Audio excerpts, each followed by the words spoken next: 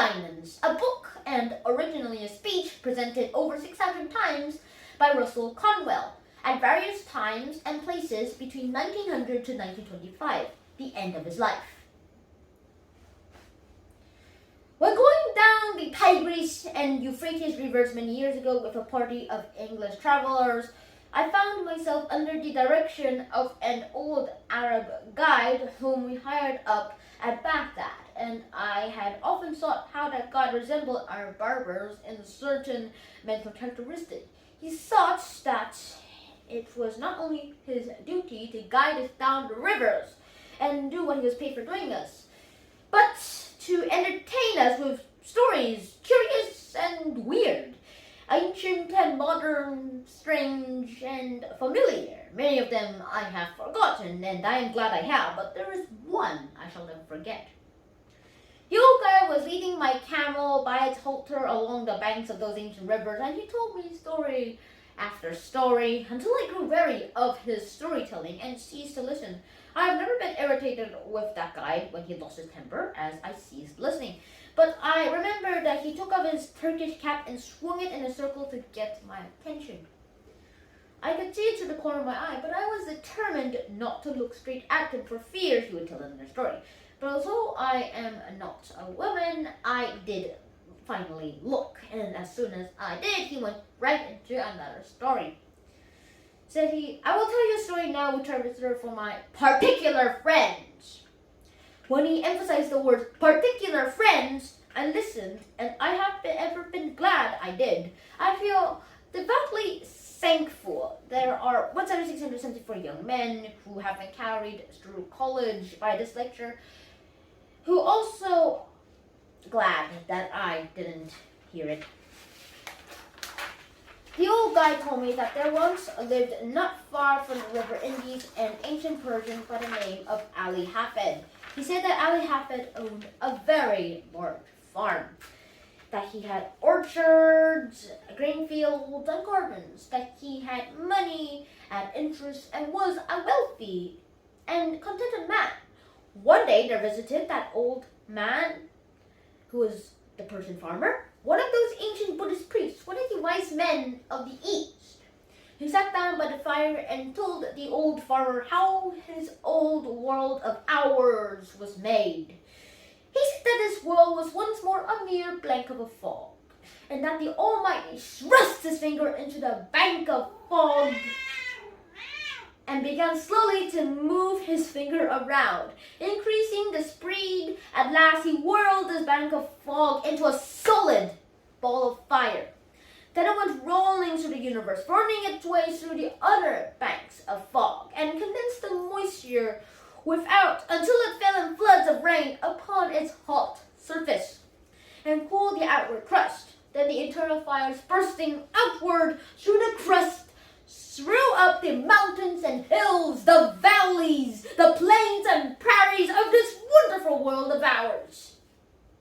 If this internal molten mass came bursting out and cooled very quickly, it became granite, less quickly copper, less quickly silver, less quickly gold, and after gold, diamonds were made.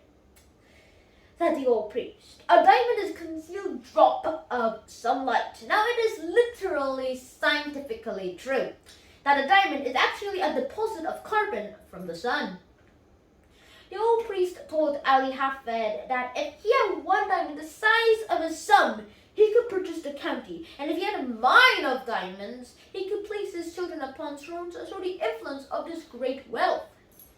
All Ali Hafed heard about was diamonds, and how much they were worth, and went to his bed that night a poor man.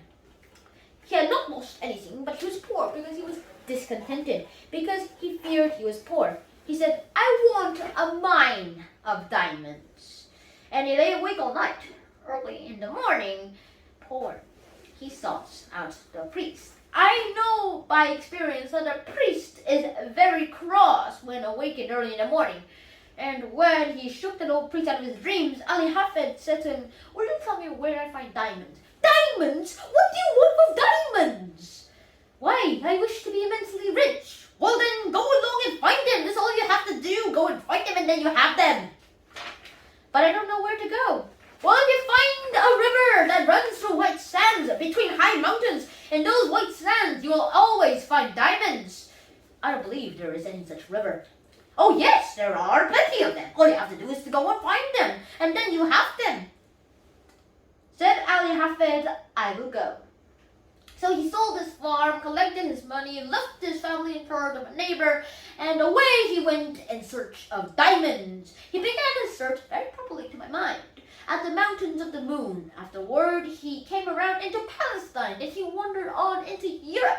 And at last, when his money was all spent and he was in rags, wretchedness, and poverty, he stood on the shore of that bay at Barcelona, in Spain, when a great tidal wave came rolling in on the shore of that bay, between the pillars of Hercules, and the poor, afflicted, suffering, dying man could not resist the awful temptation to cast himself into the incoming tide, and he sank beneath its foaming crest, never to rise in this life again. Then after that old guide had told me this awfully sad story, he stopped the camel that I was riding on and went back to fix the baggage that was coming off another camel. And I had the opportunity to muse over his story while he was gone. I remember saying to myself, why did he reserve this story for his particular friends? There seemed to be no beginning, no middle, no end, nothing to it. That was the first story I had ever heard and told in my life, and would be the first one I ever read, in which the hero was killed in the first chapter. I had but one chapter of that story, and that hero was dead. When the guy came back and took up the halter of my camel, he went right ahead with his story into the second chapter.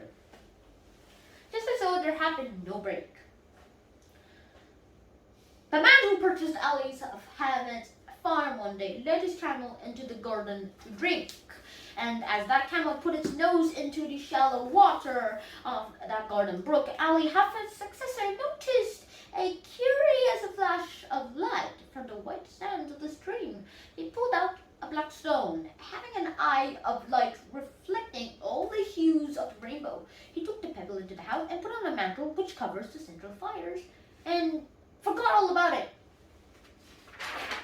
A few days later, the same old priest came to visit Ali Hafid's successor, and the moment he opened the drawing room door, he saw that flash of light on the mantle, and he rushed up to it and shouted, "Here is a diamond! Has Ali Hafid returned?" "Oh no, Ali Hafid has not returned, and that is not a diamond. That is not even a stone we found right here in our own garden." "But," said the priest, "I tell you, I know a diamond when I see it. I know positively that that is a diamond." Then together they reached out into that old garden and stirred up the white sands with their fingers, and lo! There came up other more beautiful and more valuable gems than the first. "Thus," said the guide, told me, "was discovered the diamond mine of Golconda, the most magnificent diamond mine in all history of mankind, excelling the Kimberley itself, the Kohinoor, the Orloff of the crown jewels of England and Russia, the largest on the earth, came from that mine." When that elaborate guide told me the second chapter of his story, he then took off his Turkish cap and swung it around in the air again to get my attention to the moral. Those our guides have morals to their stories, although they are not always moral. As he swung his hat, he said to me, "Had Ali Hafid returned at home and dug in his own cellar, or underneath his own wheat fields, or in his own garden, instead of wretchedness, starvation, and the death by suicide in a strange land, he would have seen acres of diamonds. For every acre of that old farm, yes. Every shovelful afterward revealed gems which since have decorated the crowns of monarchs." When he had added the moral of the story, I saw why he reserved it for his particular friends. But I did not tell him that I could see it. It was that mean old Arab's way of going around saying like a lawyer, to say indirectly what he was not there to say directly. That in his private opinion, there was a certain young man, then traveling down the Tigris River that might better be a home in America. I did not tell him I could see that, but I told them to be quick, and I think I will tell it to you.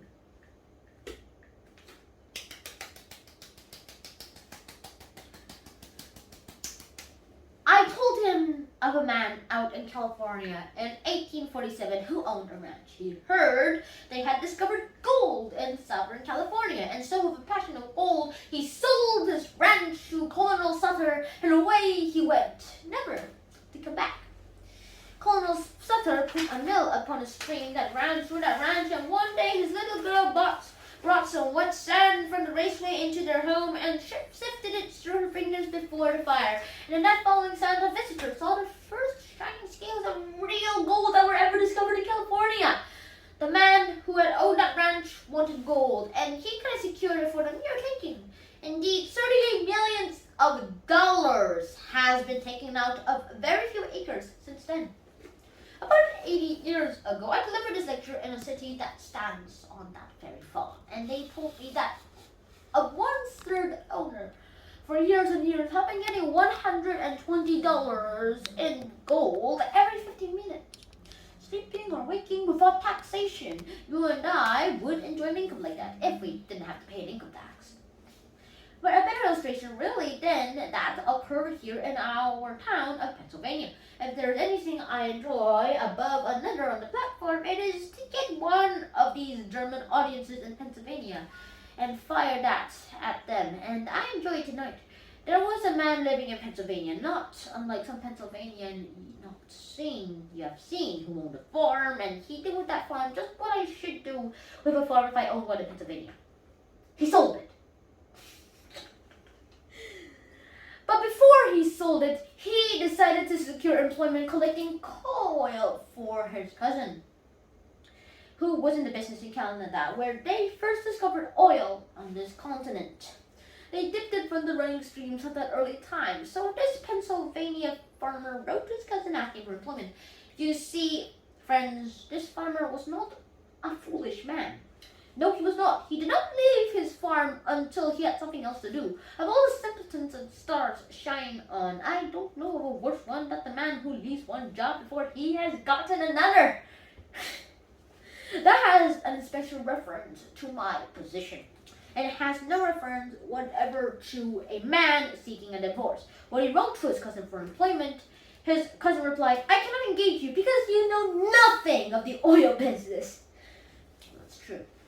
Well, then the old farmer said, I will know, and with the most commendable zeal characteristic of the students of Temple University, he set himself at the study of the whole subject. He began away back at the second day of God's creation, when this world was covered thick and deep with that rich vegetation which since has turned to be a primitive beds of coal. He studied the subject until he found that the drains really were of the rich beds of coal furnished the coal oil that was worth pumping, and then he found out how it came up with a living springs. He studied until he knew what it looked like, what it smelled like, what it tasted like, how to refine it. Now, said he in his letter to his cousin, I understand your real business. The cousin answered, all right, come on.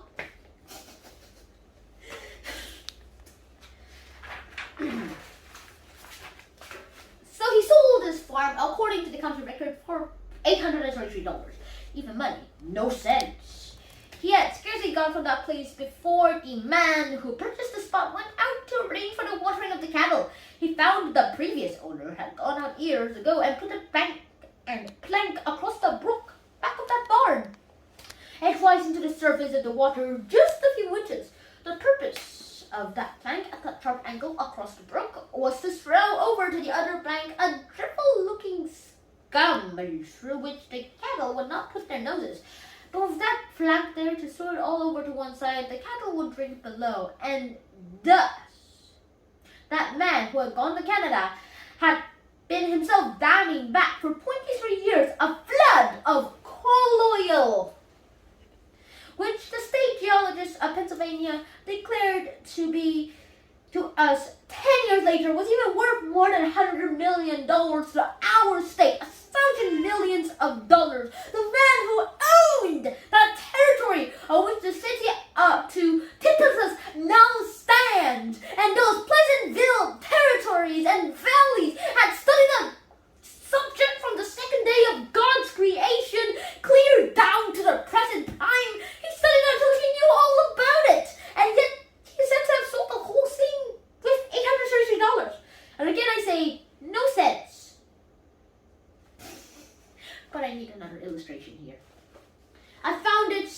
Massachusetts. And I am sorry I did, because that is the state I come from. This young man in Massachusetts furnishes just another phase of my thought. He went to Yale College and studied mining and became such an adept as a mining engineer that he was employed to the authorities of the university to train students who are behind their classes. During his senior years, he earned $15 a week for doing that work. When he graduated, they raised his pay from $15 to $45 a week and offered him a professorship. As soon as they did, he went right home to his mother. If they had raised that boy's pay from $14 to $15.60, he would have stayed and been proud of the place. But when they put it up to $45 at one leap, he said, "Mother, I won't work for $45 a week." The idea of a man with a brain like that for $45 a week? Let's go out to California and stake out gold mines and silver mines and be immensely rich. Said his mother, "No, Charlie, it is just as well to be happy as it is to be rich." "Yes," said Charlie, "but it is just as well to be rich and as well as it is to be happy." And they were both right about it. And he was an only son and she was a widow. Of course, he had his way. That's the way they do it. They sold out in Massachusetts, and instead of going to California, they went to Wisconsin, where he went into employ of the Superior Copper Miner Company at $50 a week again. But with the proviso in his contract that he should have an interest in any mines he should discover for the company, I don't believe he ever discovered a mine. And if I am looking for the face of any stockholder of that company, of that copper company, you wish he had discovered something of the other. I have friends who are not here because they cannot afford a ticket, who did have stock in that company at the time this young man was employed there. This young man went out there and I have not heard a word from him. I don't know what became of him, and I don't know whether he found any mines or not, but I don't believe he ever did. But I do know the other end of the line. He had scarcely got to the other end of the old homestead before the succeeding owner went out to dig potatoes. The potatoes were already growing in the ground when he bought the farm, and as the old farmer was bringing the basket of potatoes, it hung very tightly between the ends of the stone fence. You know it, Massachusetts. Our farms are nearly all stone wall. There you are obliged to very economical upfront gateways in order to have some place to put them all. Put the stone. When that basket hung so tight, he set it down on the ground, then dragged it on one side and pulled on the other side. As he was dragging his basket through, this farmer noticed in the upper and outer corner of the stone wall, right next to the gate, a block of native silver, 8 inches square. That professor of mines, mining, and mineralogy, who knew so much about the subject right on that he would not work for $45 a week when he sold that homestead in Massachusetts, sat right on that silver to make that bargain. He was born on the homestead. He was brought up there and gone back and forth rubbing the stone with his sleeve until it reflected his countenance and seemed to say, "Here is $100,000 right down to here just for the taking." But he would not take it. He was in a home in Newburyport, Massachusetts, and there was no sofa there, all away off, well, and I don't know where, and he didn't know, but somewhere else, and he was a professor of mineralogy. My friends, that mistake is very universally made, and why should we even smile at him? I often wonder what has become of him. I do not know at all, but I'll tell you what I guess as a Yankee. I guess that he sits out there by his fireside tonight with his friends gathered around him, and he is saying to them something like this: "Do you know the man Conwell who lives in Philadelphia?" "Oh yes, I've heard of him." "Do you know the man Jones that lives in Philadelphia?" "Yes, I've heard of him too." Then he begins to laugh, shakes his sides, and says to his friends, "Well, they have done just the same thing I did precisely." And that spoils the whole joke, for you and I have done the same thing he did. And while we sit here and laugh at him, he has a better right to sit out there and laugh at us. I know I've made the same mistakes, but of course, that does not make any difference because we don't expect the same man to preach and practice too. As I come here tonight to look around this audience, I am seeing again what through these 50 years I have continually seen men that are making precisely the same mistake. I often wish I could see the younger people, and would that the academy had been filled tonight with our high school scholars and grammar school scholars that I could have them to talk to. Well, I would have preferred such an audience as that because they are most susceptible as they have not gotten into any custom that they cannot break. They have not met with any failures as we have. And while I could perhaps do such an audience as that more good than I can do grown-up people, yet I will do the best I can with the material I have. I say to you that you can have acres of diamonds in Philadelphia right here where you now live. Oh, but you say, you cannot know much about the city if you think there are any acres of diamonds here.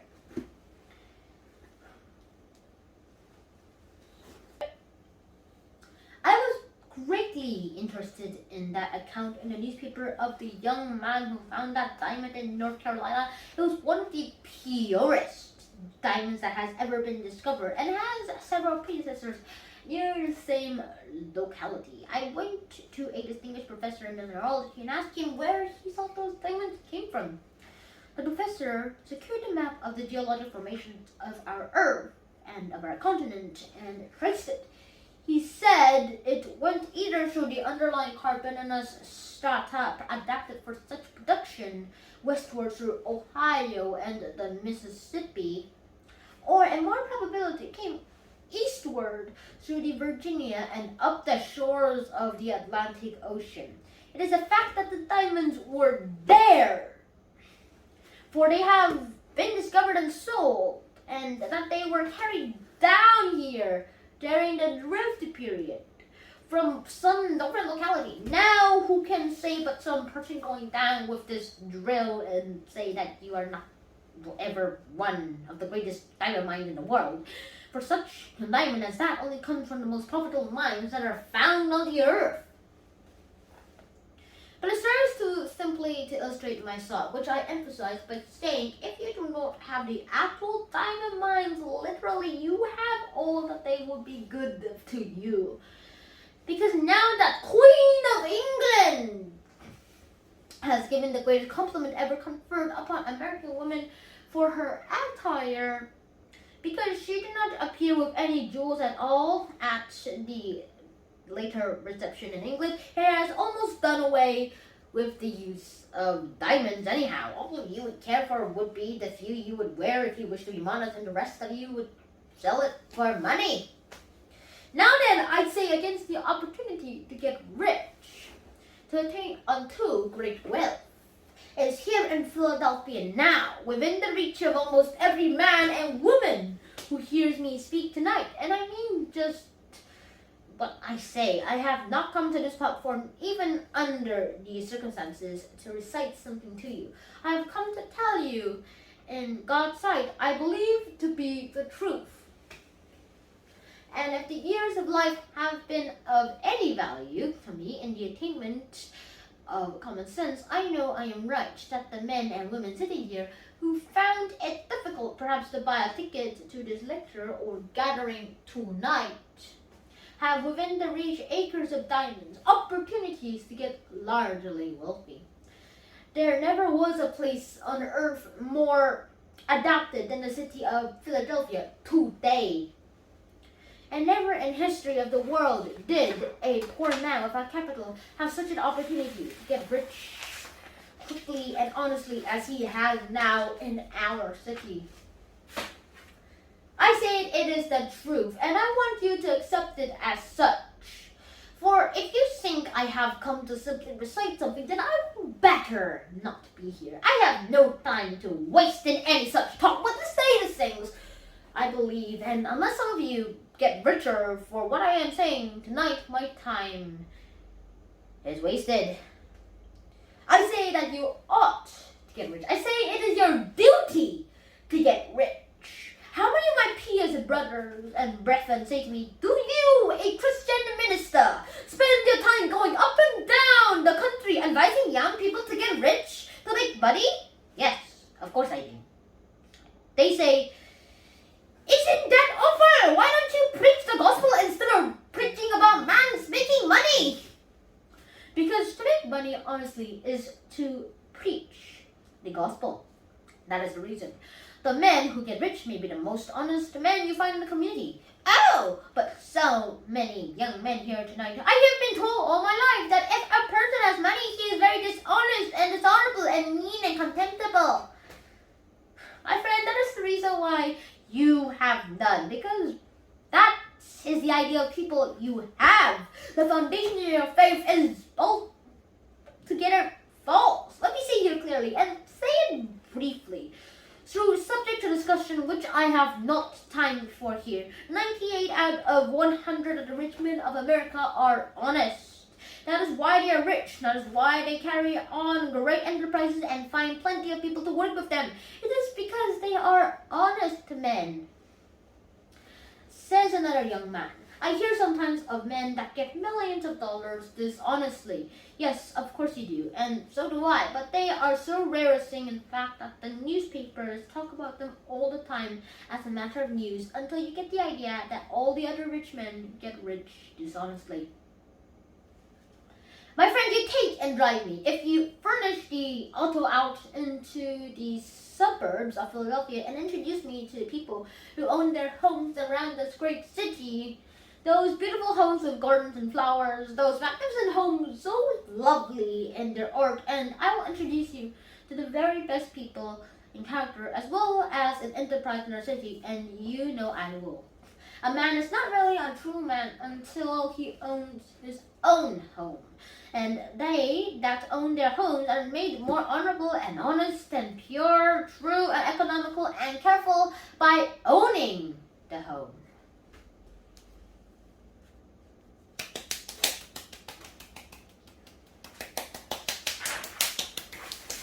For a man to have money, even in a large sum, it is not an inconsistent thing. We preach against covetousness, and you know we do, in the pulpit, and oftentimes preach against it so long that we use the terms about filthy lucre so extremely that the Christians get the idea that when we stand in the pulpit, we believe it is wicked for any man to have money. Until the collection basket goes around, and then we almost swear at the people because they don't get more money. Oh, the inconsistency of such doctrines as that. Money is power, and you ought to be reasonably ambitious to have it. You ought, because you can do more good with it than you could without it. Money printed your Bible, money built your churches, money sends in missionaries, and money pays your preachers. And you would not have many of them either if you did not pay them. I am always willing that my church should raise my salary, because the church that pays the largest salary always raises it the easiest. You never knew an exception to it in your life. The man who gets the largest salary can do the most good with the power that is furnished to him. Of course he can, if his spirit be right to use it for what it is given to him.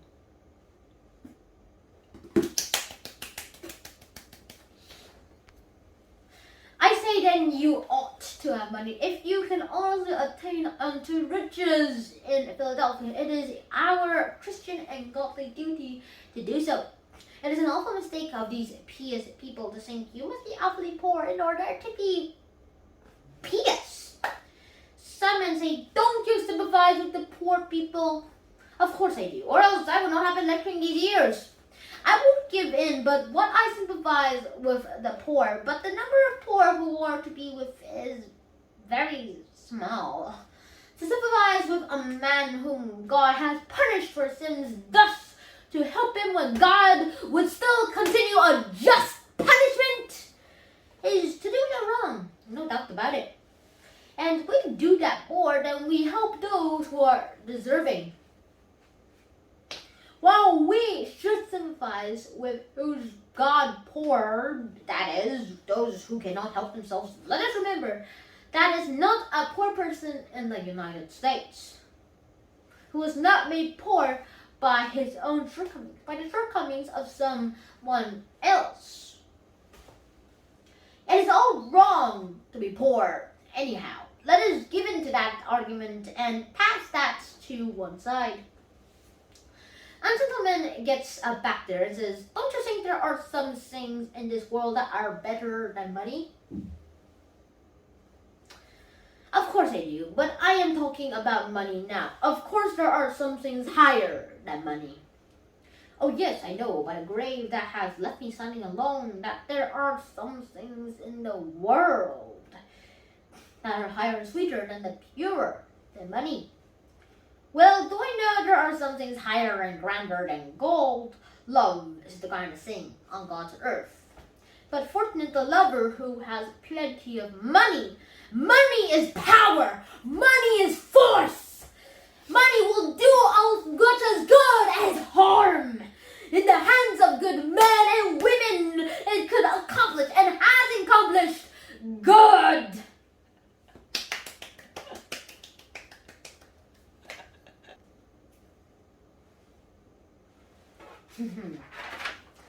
I hate to leave that behind me. I heard a man get up in a prayer meeting in our city and thank the Lord for one of God's poor. Well, I wonder what his wife thinks about that. She earned all the money that comes into the house, and he smokes a part of that on the veranda. I don't want to see any more of the Lord's poor of that kind. And I don't believe the Lord does, and yet there are some people who think in order to be pious, you must be awfully poor and awfully dirty. That does not follow at all. While we sympathize with the poor, let us not teach a doctrine like that. Yet the age is prejudiced against advising a Christian man, or as a Jew would say, a godly man, from attaining unto wealth. The prejudice is so universal and the ears are far enough back. I think for me to safely mention that years ago up at the Temple University, there was a young man in our theological school who thought he was the only pious student in that department. He came into my office one evening and sat down at my desk and said to me, Mr. President, I think it is my duty, sir, to come in and labor with you. What has happened now? Said he.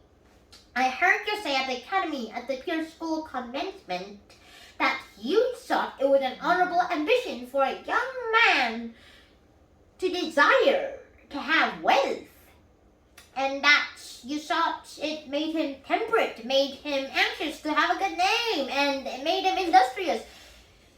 You spoke to make him a good man. Sir, I have come to tell you that the Holy Bible says money is the root of all evil. I told him I have never seen that in the Bible, and I advised him to go into the chapel and get the Bible, with the Bible open, and show me the place. So out he went for the Bible, and soon he stalked into my office with the Bible open, with all the bigoted pride of narrow segregation of one who founds his Christianity on some misinterpretation of Scripture. He flung the Bible down onto my desk and fairly squealed in my ears, "There it is, Mr. President, you can read it yourself!" I said to him, "Well, young man, you will learn when you get a little older that you cannot trust another denomination to read the Bible for you. You belong to another denomination. You are taught in a theological school. However, that emphasis is the exegesis. Now, will you take the Bible and read it yourself and give the proper emphasis to it?" He took the Bible and proudly read, "The love of money is the root of all evil." Then he had a right. And when one does quote a right from the same old book, he quotes the absolute truth.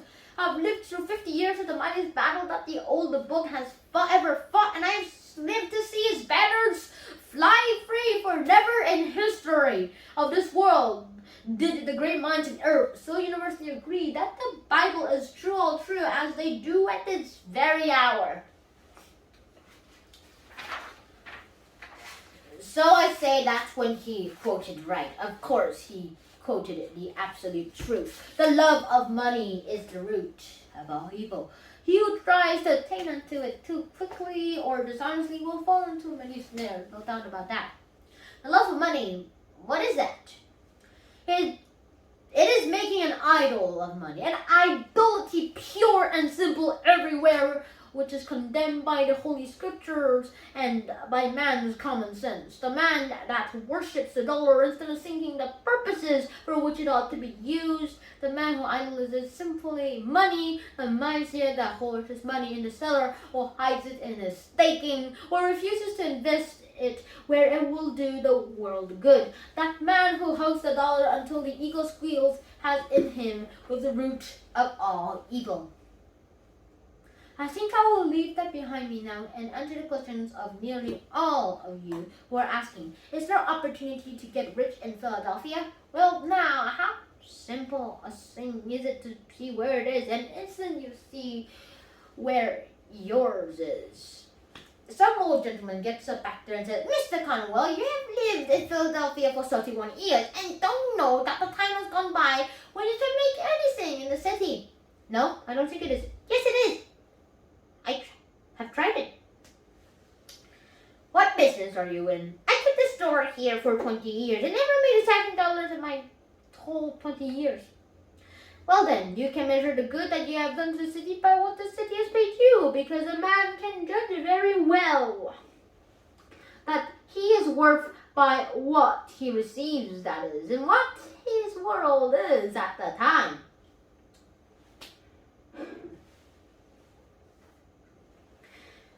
In 20 years in Philadelphia, it would have been better for Philadelphia if they had kicked out the city 19 months and 9 months ago. 19 years and 9 months ago. A man has no right to keep a store in Philadelphia 20 years and not make at least $500,000, even so to be a corner grocery uptown.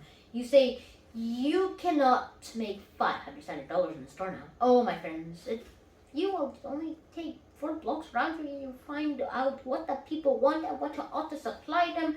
You would very soon see it. There is wealth right within the sound of your voice. Someone says, you don't know anything about business. A preacher never knows a thing about business. Well then, I will have to prove that I am an expert. I don't like to do this, but I have to do it because my testimony will not take if I am not an expert.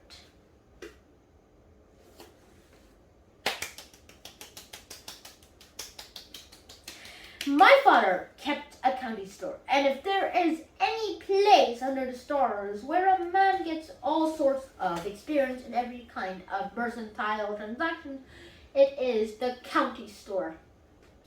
I am not proud of my experience, but sometimes when my father was away, he would leave me in charge of the store. So fortunately of him, that was not very often, but this did occur many times, friends. A man would come into the store and say to me, do you keep jackknives? No, we don't keep jackknives. And I went off whistling a tune.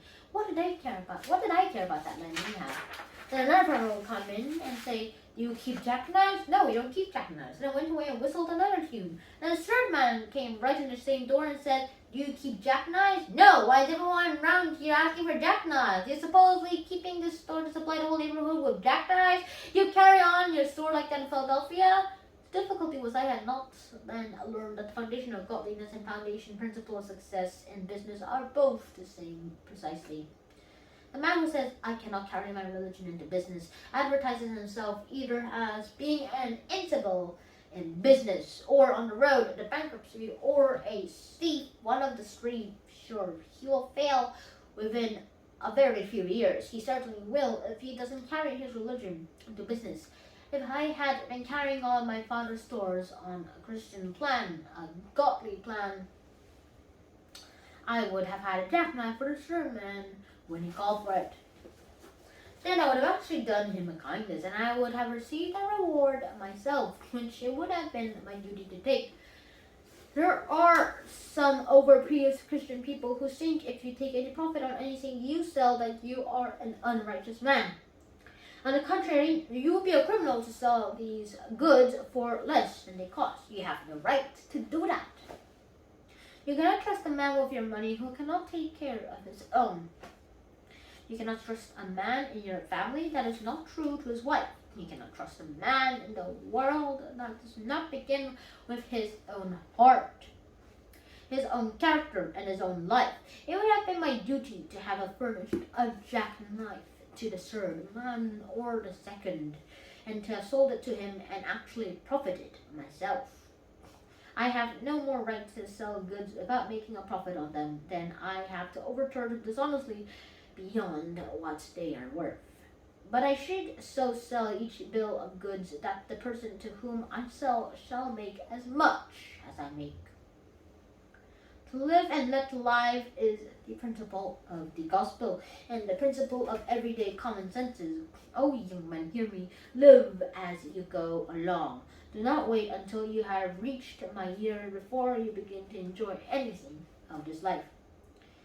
If I had the millions back of 50 cents of it, which I have tried to earn in these years, it would not do me anything like the good that it does me now in this almost sacred presence tonight.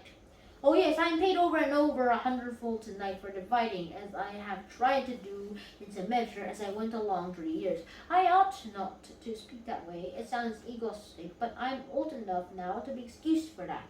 I should have helped my fellow men, which I have tried to do, and everyone should try to do and get the happiness of it.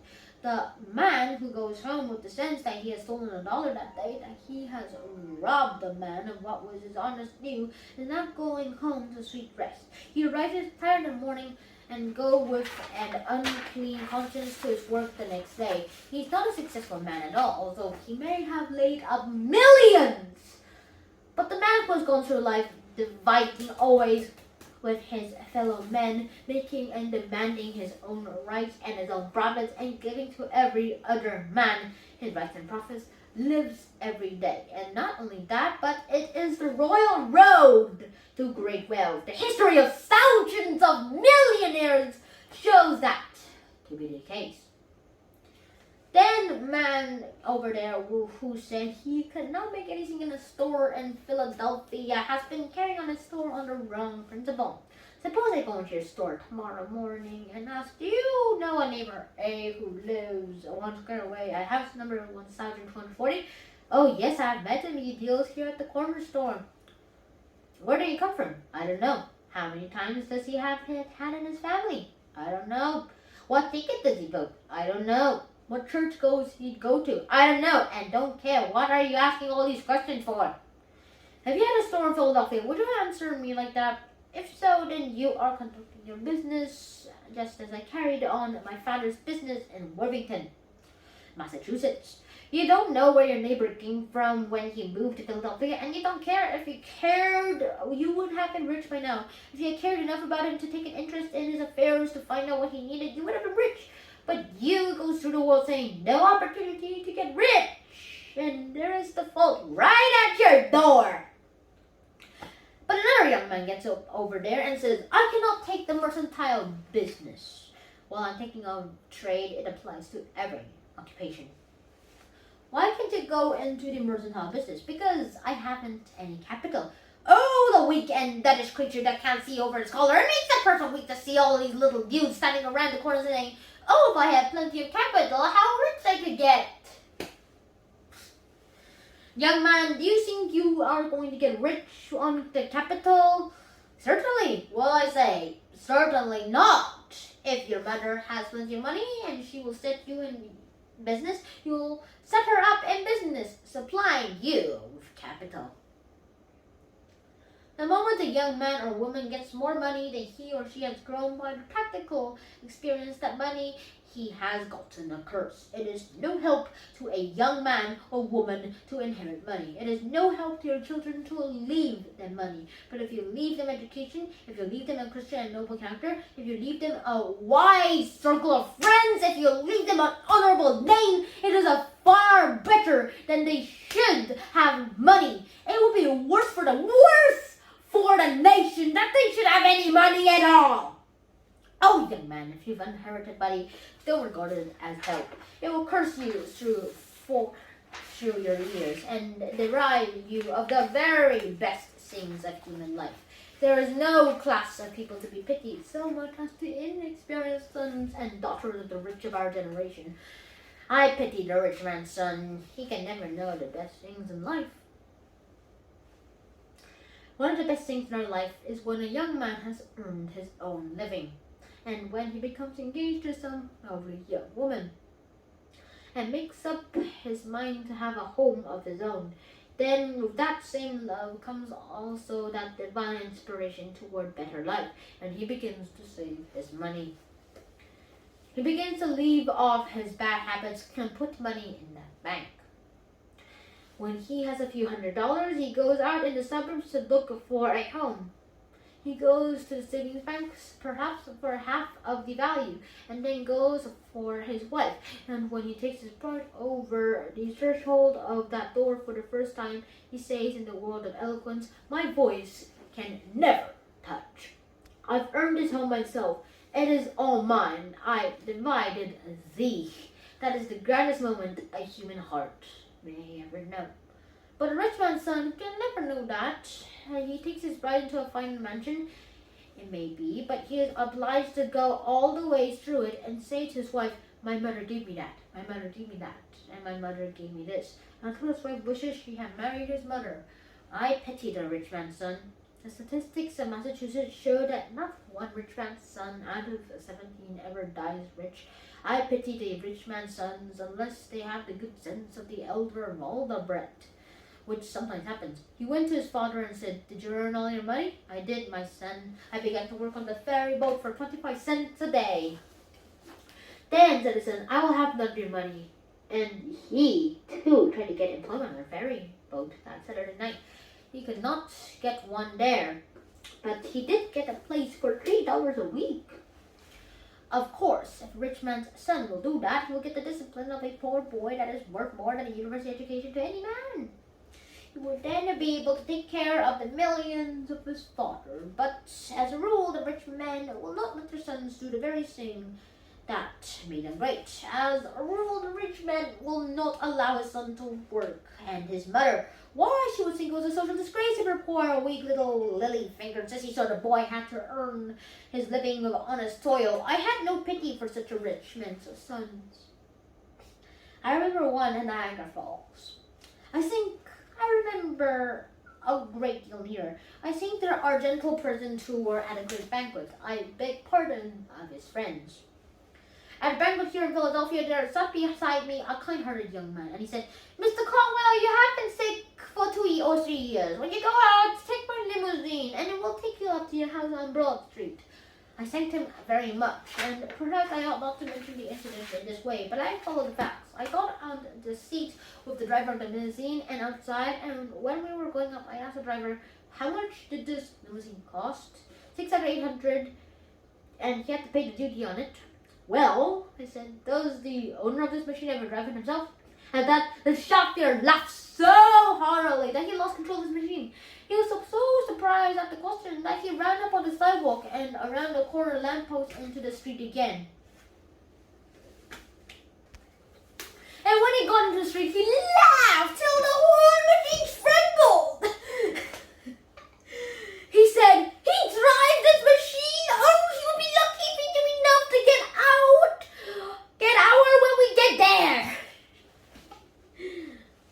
I must tell you about the rich man's son at Niagara Falls. I came in for a lecture to the hotel, and as I approached the desk of the clerk, there stood a millionaire's son from New York. He was an indescribable specimen of anthropological potency. He had a skull cap on one side of his head with a gold tassel on the top of it, and a gold-headed cane under his arm, with more in it than in his head. It is a very difficult thing to describe that young man. He wore an eyeglass that he could not see through, patent leather boots that he could not walk in, and pants that he could not sit down in, dressed like a grasshopper. This human creature came up to the clerk's desk just as I entered, adjusting his unseen eyeglass, and spoke in the wise to the clerk. "You see," he thought, "it was English, to lisp. Sir, will you have the kindness to supply me with some Papa and Conwell first?" The hotel clerk measured the man quick, and he pulled the envelope and paper out of a jar. threw them across the counter toward the young man, and then turned away to his books. You should have seen the young man when these envelopes came across that counter. He swelled up like a gobbler turkey, adjusted his unseen eyeglass, and yelled, "Come right back here! Now, sir, will you order a servant to take that paper and envelopes to yonder desk?" Huh? On the poor, miserable, contemptible American monkey, he could not carry paper and envelopes 20 feet. I suppose he could not get his arms down to do it. I have no pity for the atrocities upon human nature. If you have no capital, young man, I am glad of it. What you need is common sense, not copper sense. The best thing I can do is to illustrate my actual facts well known to you all. A.T. Stewart, a poor boy in New York, had $1.50 to begin life on. He lost 87.5 cents on that on the very first venture. How fortunate that young man who loses the first time he gambles. That boy said, "I will never gamble again in business," and he never did. How come he lose 87.5 cents? You probably all know the story how he lost it, because he bought some needles, threads, and buttons to sell, which people did not want, and had brought them and left on his hands a dead loss. Said the boy, "I will not lose any more money in that way." Then he went around first to the doors and asked the people what they did want. Then, when he had found out what they wanted, he invested 62.5 cents to supply a known demand. He had found out what they wanted. Study it wherever you choose in business, your profession, and your housekeeping, whatever your life. That one thing is the secret of success. You must first know the demand. You must first know what people need, and then invest yourself where you are most needed. A.T. Stewart went on that principle until he was worth what amounted afterwards to $40 million, owning the very store in which Mr. Wonka carried on his great work in New York. His fortune was made by losing something, which taught him the great lesson that he must only invest himself or his money in some people that people need. When will you salesmen learn it? When will you manufacturers learn that you must know the changing needs of humanity if you need to succeed in life? Apply yourselves, all you Christian people, as manufacturers or merchants or workmen, to supply that human need. It is a great principle as broad as humanity and as deep as the scripture itself. The best illustration I've ever heard was of John Jacob Astor. You know that he made the money of the Astor family when he lived in New York. He came across the sea in debt for his fare. But that poor boy with nothing in his pocket made the fortune of the Astor family on one principle. Some young man here tonight will say, "Well, they could make these over in New York, but they could not do it in Philadelphia." My friends, did you ever read that wonderful book of Riss? His memory is sweet to us because of his recent death, wherein is given a statistical account of the records taken in 1889 of 107 millionaires of New York. If you read the account, you will see that out of the 107 millionaires, only 7 made their money in New York. Out of the 107 millionaires worth $10 million in real estate, then 67 of them made their monies in towns of less than 3,500 inhabitants. The richest man in this country today, if you read the real estate value, has never moved away into a town of 3,500 inhabitants. It makes not so much difference where you are as who you are, but if you cannot get rich in Philadelphia, you certainly cannot do it in New York. Now John Jacob Astor illustrated what can be done anywhere. He had a mortgage on to a millinery store, and they cannot sell bonnets enough to pay the interest on his money. So he foreclosed that mortgage, took bonnets and took his possession of the store, and went into the partnership with the very same people in the very same store with the same capital. He did not give them $1 of capital. They had to sell goods to get any money. He then left them alone in the store just as they had been before, and he went out and sat down on a bench in the park in the shade. What was John Jacob Astor doing out there, and in partnership with people who had failed on his own hands? Had the most important and to mind the most pleasant part of that partnership on his hands. Wherefore, as John Jacob Astor sat on that bench, he was watching the ladies as they went by. And where is the man who would not get rich in that business? As he sat on the bench, a lady passed him with her shoulders back and head up and looked straight to the front as if she did not care if all the world did gaze up at her. Then he studied her bonnet, and by the time it was out of sight, he knew the shape of the frame, the color of the trimmings, and the crinklings in the feather. I sometimes try to describe a bonnet, but not always. I would not try to describe a modern bonnet. Where is the man that could describe one? The aggression of all sorts of driftwood struck on the back of the head, or the side of the neck, like a rooster with only one tail feather left. But in John Jacob Astor's day, there was some art about millinery business. And he went to the millinery store and said to them, "Now put into the show window just such a bonnet as I anymore until I come back."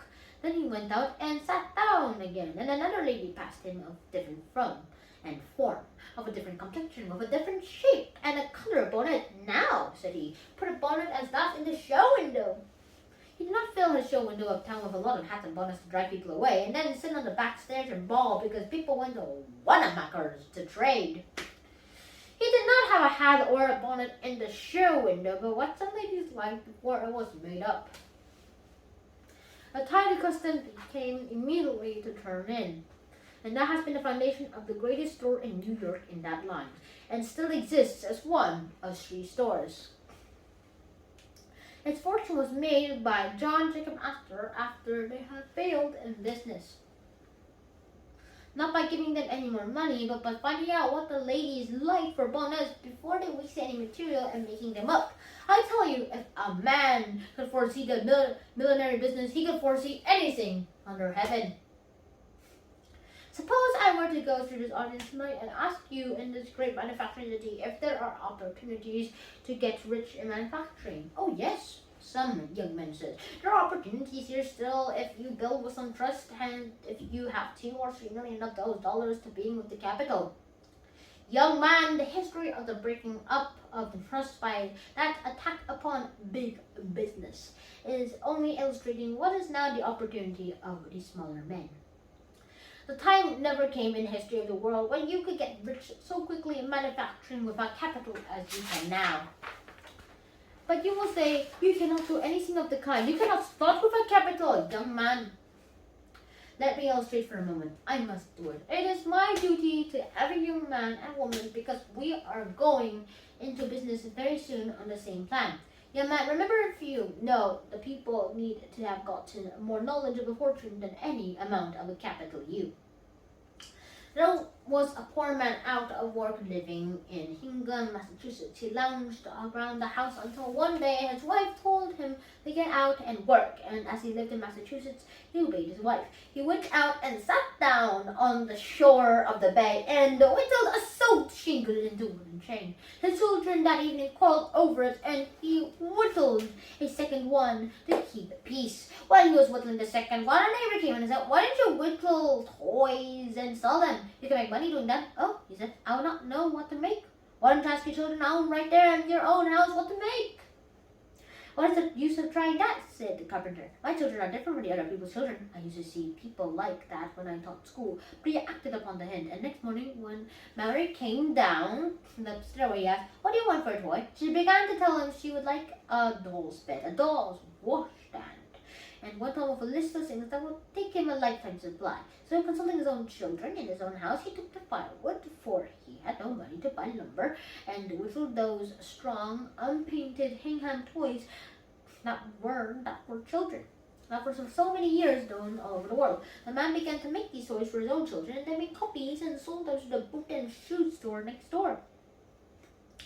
He began to make a little money, and then a little more.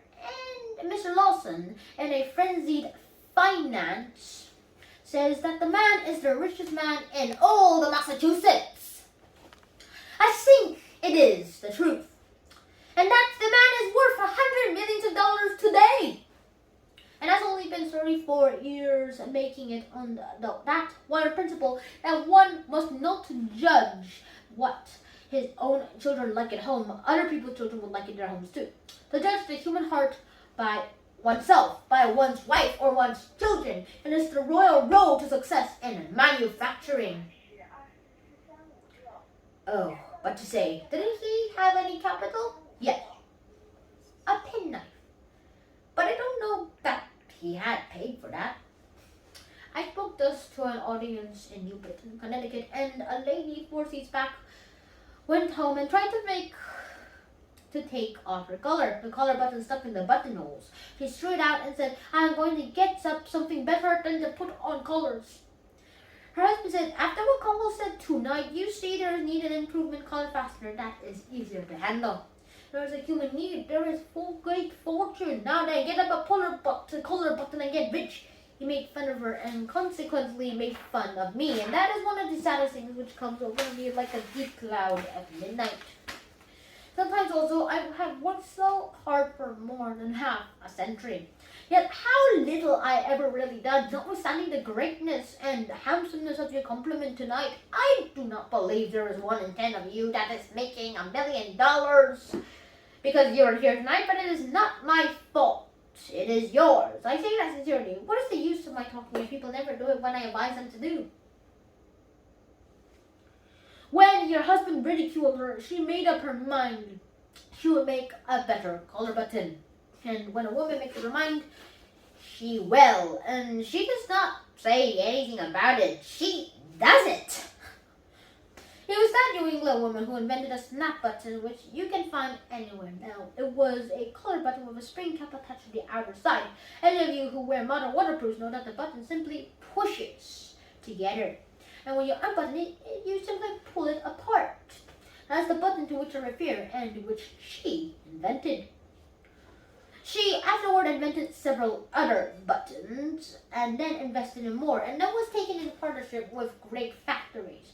Now the woman goes over the sea every summer in her private steamship, yes, and takes her husband with her. If her husband were to die, she would have enough money to buy a foreign duke or count or some such title as that as the latest quotations. Now, what is my lesson in that incident? It is this. I told her then, though I did not know her, what I say to you. Your wealth is too near you. You are looking right over it. And she had to look over it because it was right under her chin.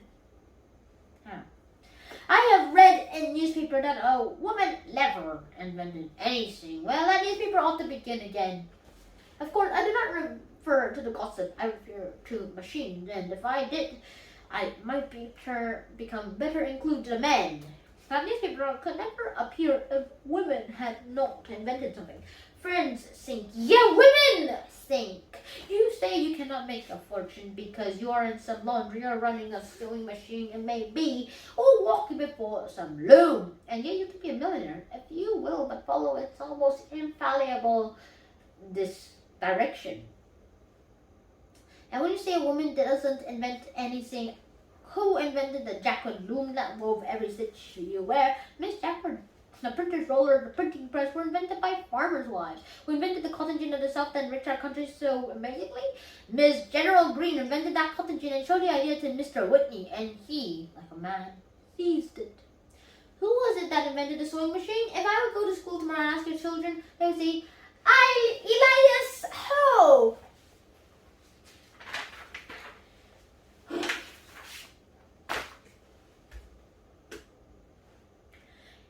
Civil War with me, and often in my tent, and I often heard them say that he had worked 14 years to get up to that sewing machine, but his wife made up her mind one day that he would starve to death if there wasn't something or other invented pretty soon.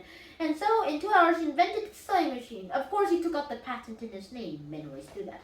Who is it that invented the mower and reaper? According to Mr. Milker's confidential communications, so recently published, it was a West Virginia woman who, after his father and he had failed altogether at making a reaper and gave it up, took a lot of shears and nailed them together on the edge of a board, and one shaft of each pair loose and wear them so that when she pulled the wire the other way, it would open them, and there she had the principle of a mowing machine. If you look at the mowing machine, you will invent a jacquard loom, you will see it is nothing but a lot of shears. If a woman can invent a mowing machine, if a woman can invent a jacquard loom, if a woman can invent the cotton gin, if a woman can invent the toys, which as she did, and make the toys possible, if a woman can invent, as Mr. Carnegie said, the great iron squeezers that laid the foundation of all steel millions of the United States, we men can invent anything under the stars. I say that for the encouragement of that man.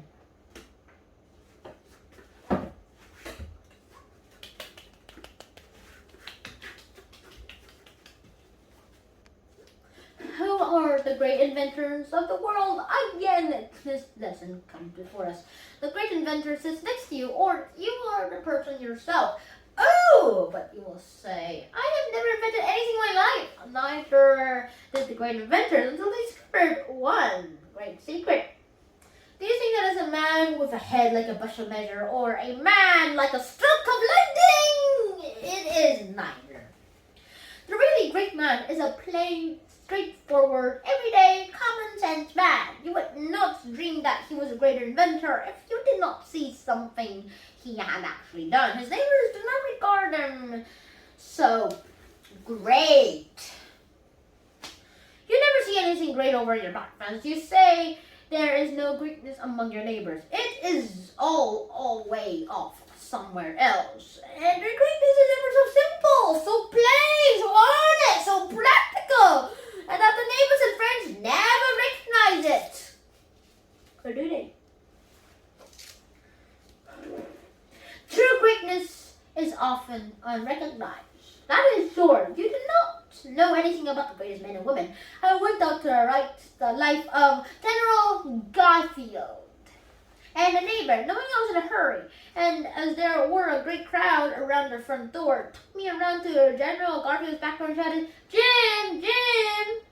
And very soon Jim came to the door and let me in. I wrote the biography of one of the grandest men of the nation. And yet he was just the same old Jim to his neighbor. If you know a great man in Philadelphia, you should meet him tomorrow. He would say, how are you, Sam? Or, good morning, Jim. Of course you would. That is just what you would do. One of my soldiers in the Civil War had been sentenced to death, and I went up to the White House of Washington, sent there for the first time in my life to see the president. I went in the waiting room and sat there with a lot of others on the benches, and the secretary asked me, one after another, to tell them what they wanted. After the secretary happened to the line, he went in, and they came back to the door and motioned me. I went up to that answer room that the secretary said, that is the president's door right over there. I just rap on it and go right in. I was never so taken aback, friends, in all my life. Never. The secretary himself made it worse for me because he had told me how to go in and then went out another door to the left and shut that. There I was in the hallway by myself before the President of the United States of America's door. I had been on the fields of battle where the shells did something shrieking, the bullets did sometimes hit me. But I always wanted to run. I have no sympathy with the old man who says, I would just as soon march up into the cannon's mouth as eat my dinner. I have no faith in the man who doesn't know enough to be afraid when he is being shot at. I never was so afraid when the shells came around us at Antietam as I was when I went to that room that day. But I finally mustered the courage, and I don't know how I ever did. And at the arm's length tap on the door, the man inside did not help me at all, but yelled out, come in and sit down! When I went in and sat down on the edge of the chair and wished I were in Europe, and the man at the table did not look up. He was one of the world's greatest men who was made great by one single rule. Oh, and that all the young people of Philadelphia were before now, and I could say just this one thing, and that they would remember it. I would give a lifetime for the effect it would have on our city and our civilization. Abraham Lincoln's principle for greatness can be adopted by nearly all. This was his rule, whatever he had to do at all. He put his whole mind into it and held it there. All there until that was all done. That makes men great almost everywhere. He stuck to those papers at the table and then I looked up at me, and I sat there trembling. Finally, when he put the strings around his paper, he pushed them over to one side and looked over at me. A smile came over his worn face. He said, "I'm a very busy man. I only have a few minutes to spare. Now tell me in the fewest words what it is you want." I began to tell. I mentioned the case, and he said, "I've heard all about it, and you do not need to say any more. Mr. Stanton was talking to me a few days ago, and that you can go to the hotel and rest assured that the president never did sign an order to shoot a boy under 20 years of age, and never will. You can say that to his mother anyhow." Then he said to me, "How is it going to the field?" I said, "We sometimes get discouraged." And he said, "It is all right. We're going to win out now. We are getting very near the light. No man ought to wish to be the president of the United States, and I will be glad when I get through. My Pat and I are going out to Springfield, Illinois, and I have bought a farm out there, and I don't care if I again earn only 25 cents a day. Pat has a mule team, and we are going to plant onions." Then he asked me, "Were you brought up at the farm?" I said, "Yes, in the Berkshire Hills of Massachusetts." He then threw his leg over the corner of the picture and said, "I've heard many a time ever since I was young, and up there in those hills, you have to sharpen the nose of the sheep in order to get down to the grass between the rocks." He was so familiar, so everyday, so farmer-like, that I felt right at home with him at once. He then took hold of another roll of paper and looked up at me and said, "Good morning." I took the hint then and got up and went out. After I had gotten out, I could not realize I had seen the President of the United States at all. But a few days later, when still in the city, I saw the crowd pass through the ice room by the coffin of Abraham Lincoln. And when I looked up at the upturned face of the murdered president, I felt that the man I had seen such a short time before was so simple, so plain a man, was so one of the greatest men that God ever raised up to lead the nation on the ultimate liberty. Yet he was only old Abe to his neighbors. When they had the second funeral, I was invited among the others and went out to see the coffin was put back into the tomb at Springfield. Around the tomb stood Lincoln's old neighbors, to whom he was just old Abe. Of course, that is all that they would say. Did you ever see a man who struts around altogether too large to notice any ordinary working mechanic? You think he is great? He is nothing but a puffed up balloon held down by his big feet. There is no greatness there. Who are the great men and women? My attention was called the other day to the history of a very little thing that made the fortune of a very poor man. It was an awful thing, and yet because of that experience, he, not a great inventor of genius, invented the pin that now is called a safety pin, and out of the safety pin made the fortune of one of the greatest aristocratic families of this nation. A poor man in Massachusetts who worked in nail works was injured at 38, and he could earn but little money. He was employed in the office to rub out the mark on the bill made by pencil memorandums, and he used the rubber until his hands grew tired. He then tied a piece of rubber on the end of a stick and worked it like a plane. His little girl came and said, "Why, you have a patent, haven't you?" The father said, "My daughter told me when I took the stick to put the rubber on the end, there was a patent, and that was the first thought of that." He went to Boston and applied for his patent, and every one of you that has a rubber-tipped pencil in your pocket is now paying tribute to the millionaire. All with income all the way up into the millions. But let me hasten to one other greater thought, showing the great men and women who live in Philadelphia. A gentleman over there will get up and say, "We don't have any great men in Philadelphia. They don't live here. They live away off in Rome or St. Petersburg or London or Monaco or anywhere else but here in our town." I have come now to the apex of my thought. I have come now to the heart of the whole matter and to the center of my struggle. Why isn't Philadelphia a greater city in its greater wealth? Why does New York excel Philadelphia? People say, because of her harbor. Why do many other cities of the United States get ahead of Philadelphia? Now, there's only one answer, and that is because our people talk down their own city. If there was ever any community on earth that has to be forced ahead, it is their own city. It is the city of Philadelphia. If we are to have a Bowlville, talk it down. If we are going to have better schools, talk them down. If you wish to have a wise legislation, talk it down. Talk at all proposed improvements down. If you wish to have a wise legislation, also talk it down. That is the only great wrong that I can lay at the fate of the magnificent Philadelphia that has been so universally kind to me. I say it is the time we turn around in our city and begin to talk up the things that in our city and begin to set them before the world as the people of Chicago, New York, St. Louis, and San Francisco do. Oh, if they only could get that spirit out among our people. Now we can do things in Philadelphia and do them well. Arise, you millions of Philadelphians, trust in God and man, and believe in the great opportunities that are right here, not over in New York or Boston, but here for business, everything that is worth living for on earth. There was never an opportunity greater. Let us talk up our one city.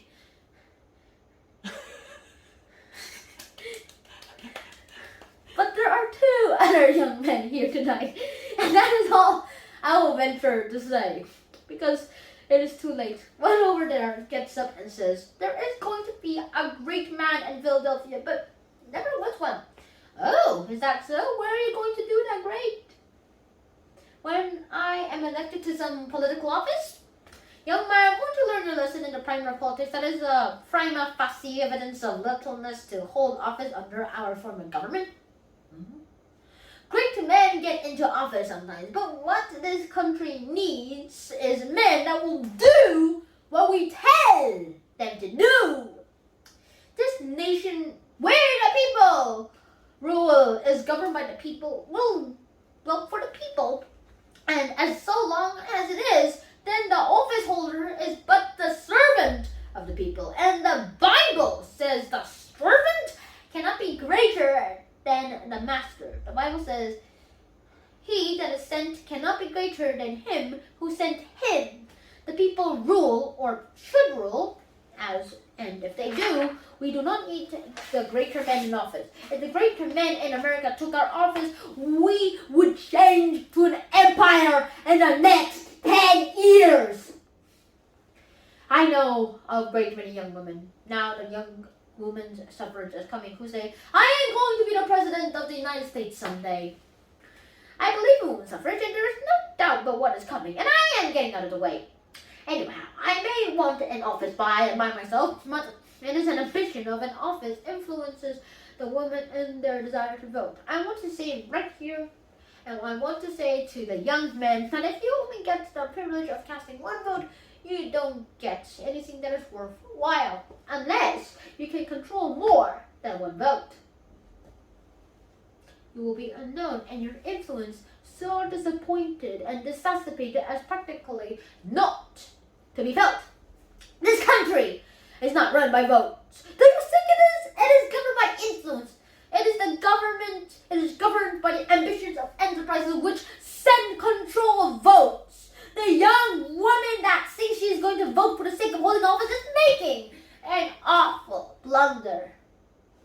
The other young man gets up and says, there are going to be great men in this country and in Philadelphia. Is that so? When? When there comes a great war, when we get into difficulty through waiting in Mexico, when we get into a great war, when we get into difficulty through watchful waiting in Mexico, when we get into war with England over some frivolous deed, or with Japan or China, or New Jersey or some distant country, I will march up to the cannon's mouth. I will sweep up against the glistening bayonet. I will leap into my arena and tear down the flag and bear it away in triumph. I will come home with stars on my shoulders and hold every office in the gift of the nation, and I will be great. No, you won't. You think you're you're going to be made great by an office. But remember that if you are not great before you get into that office, you'll be great when you secure it. It will only be a brilliscle in that shape. We had a peace jubilee here after the Spanish War. I wish they don't believe this because they say Philadelphia would not have heard of any Spanish War until 50 years hence. Some of you saw the procession go up Broad Street. I was away, but the family wrote to me that the tally-ho coach with Lieutenant Hobson upon it stopped right at the front door and people shouted, "Hurrah for Hobson!" And if I had been there, I would have yelled too! Because he deserves much more of his country than he has ever received. But suppose I go into school and say, "Who sunk the Merrimack at Santiago?" And if the boys answer me, "Hobson," they will tell me 7/8 of a lie. There were 7 other heroes on that steamer, and they, by the virtue of their position, were continually exposed to the Spanish fire. While Hobson, an officer, might reasonably be behind smokestack. You have gathered in this house your most intelligent people, yet perhaps not one name the other 7 men. We ought not to so teach history. We ought to teach that however humble a man's station may be, if he does his fully duty in that place, he is just as much entitled to an American people's honor as is the king upon his throne. But we do not so teach. We are now teaching everywhere that the generals do all the fighting. I remember that after the war, I went down to see General Robert E. Lee, a magnificent Christian gentleman of whom both North and South are now proud as one of our great Americans. The general told me about his servant Rastas, who are an enlisted colored soldier. He called him in one day to make fun of him and said, "Rastas, I hear that all of your company was killed. Now why are you not killed?" Ratson winked at him and said, "'Cause when there is any fighting going on, I stay back with the generals." I remember another illustration. I won't leave it out, but for the fact that when you go to the library to read this lecture, you'll find this has been printed for 25 years. I shut my eyes shut and close, and I see the faces of my youth. Yes, they sometimes say to me, "Your hair is not white.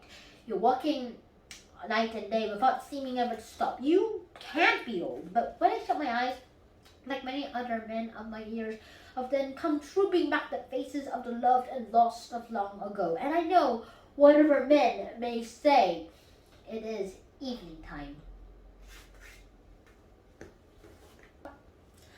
I shut my eyes now and look back to my native town in Massachusetts. And I see the cattle show ground on the mountaintop. I can see the horse sheds there. I can see the Congressional Church, see the town hall and mountaineers' cottages, see a great assembly of people turning out, dressed resplendently, and I can see flags flying and handkerchiefs waving and hear bands playing. I can see that company of soldiers had re-enlisted, marching up on that cattle show ground. I was but a boy, but I was captain of that company, and that with pride. A Confederate needle would have burst me all to pieces. Then I saw it was the greatest event that ever came to man on earth. If you have ever thought you would like to be king or queen, you go and be received by the mayor. These bands played, and all the people turned out to revive us.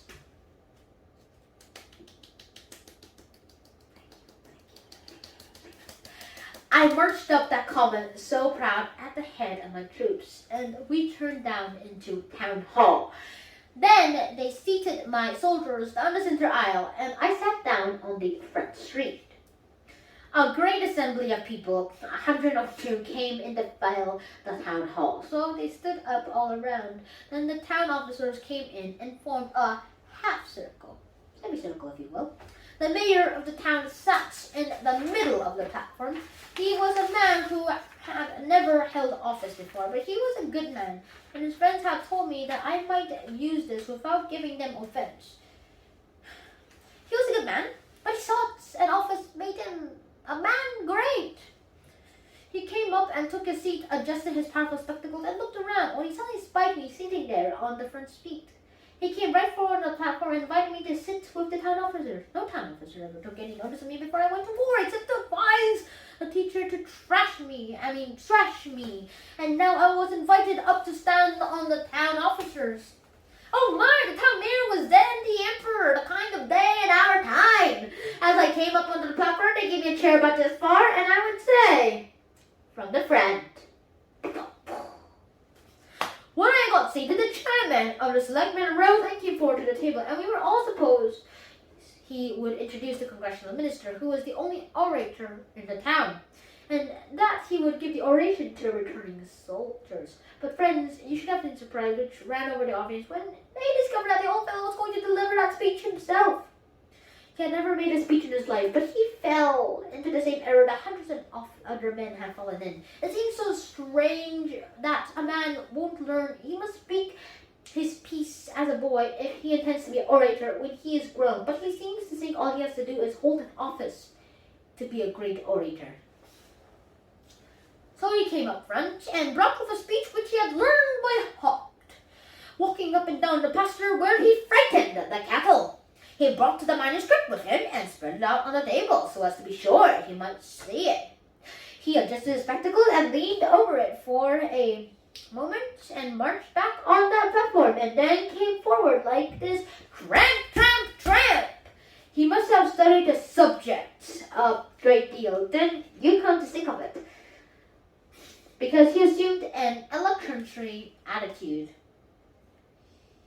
He rested heavily upon his left heel, threw back his shoulders, slightly advanced the right foot, rested heavily upon his left heel, threw back his shoulders, slightly advanced the right foot, and opened the organs of speech.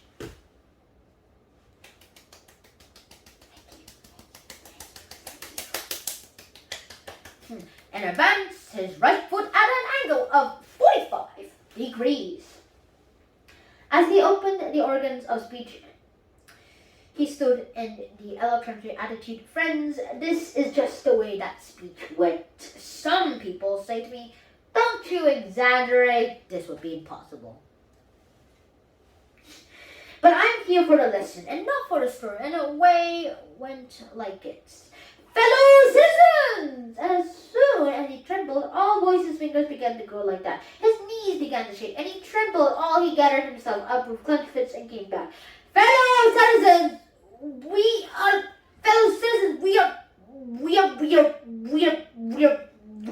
very happy. We are very happy to welcome back to our native town these soldiers who have fought and bled and come back against our native town. We're especially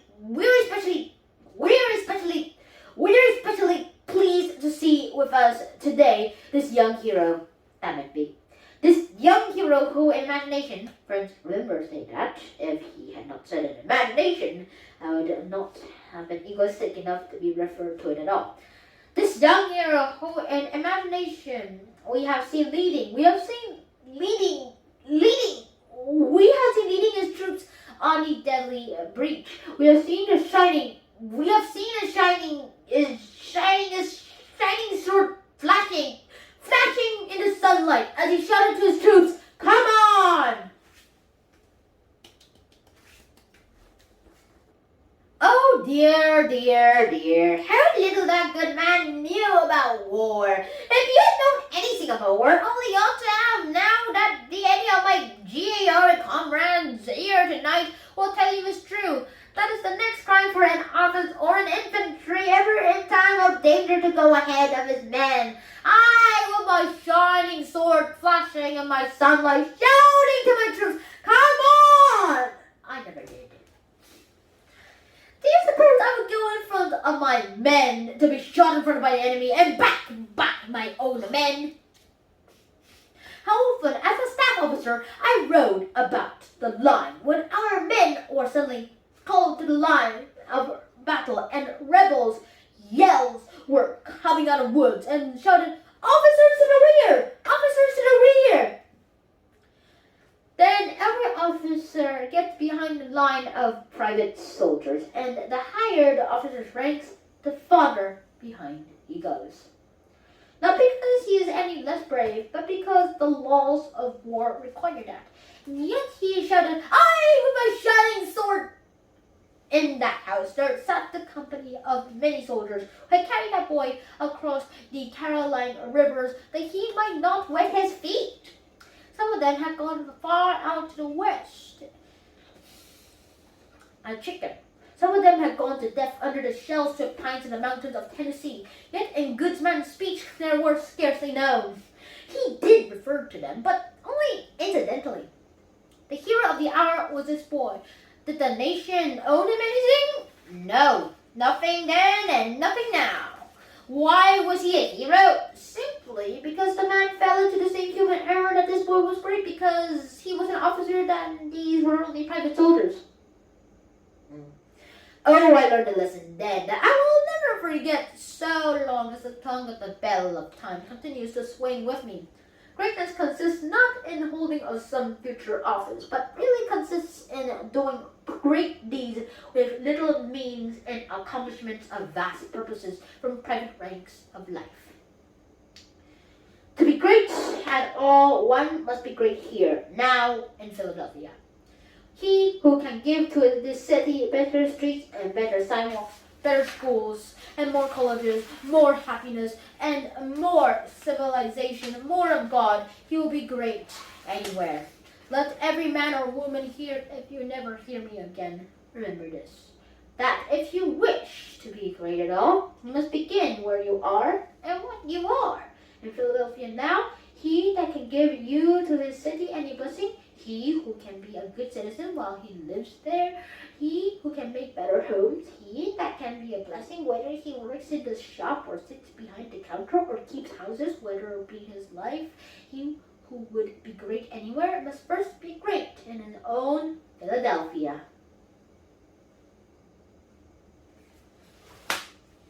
Thank you.